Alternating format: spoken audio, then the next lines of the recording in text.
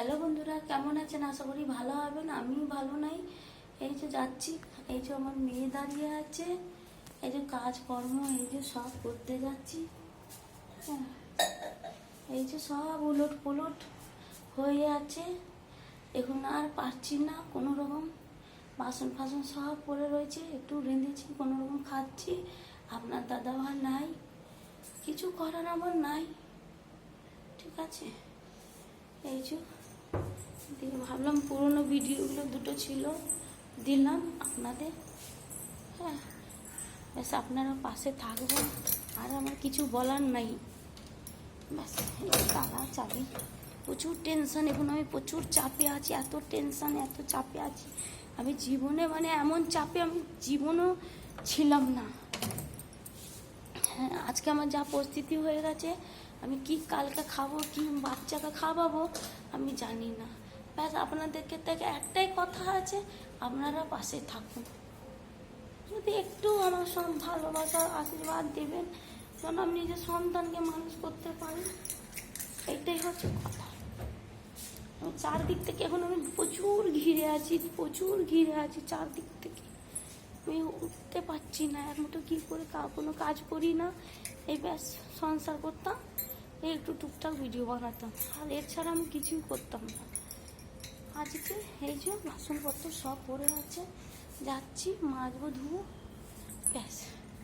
আর আপনাদের থেকে একটাই কথা অনুরোধ রয়েছে, আপনারা পাশে থাকবেন, সাপোর্ট করবেন, যেন আমি এগিয়ে যাই, আমার নিজের সন্তানকে মানুষ করতে পারি। সবাই বলছে দিদি ভাই, দাদা ভাই, সবাই মানুষ, আর কিছু করার নেই। আমি কিচ্ছু করি না, এই কোনো রকম জীবন চালাতাম, আপনার দাদা চালাতো বলে চলতো। কিন্তু আজকে এমনই হয়ে গেছে পরিস্থিতি, আমার আর শক্তি নেই। এই যে দাদাভাইয়ের গাড়িটা রয়েছে, এখন আর গাড়িগুলো রয়েছে, কি করব, গাড়িটা কি করব, কিছু করার নেই। ব্যাস আপনারা সবাই পাশে থাকুন, এটাই কামনা করি। আপনারাও ভালো থাকুন, সুস্থ থাকুন, আশীর্বাদ করুন, আমাদের সাপোর্ট করুন, এইটাই বলি। এই ভিডিওর মাধ্যমে এটাই চাই, আপনারা সবাই যে ভিডিও দেখছেন সাপোর্ট করুন। এছাড়া আমার আমার লাভ নেই। আমার পরিস্থিতি এখন প্রচুর খারাপ, চারদিক থেকে ঘিরে আছে। এবারে কি কাজ করব পারছি না ভেবে।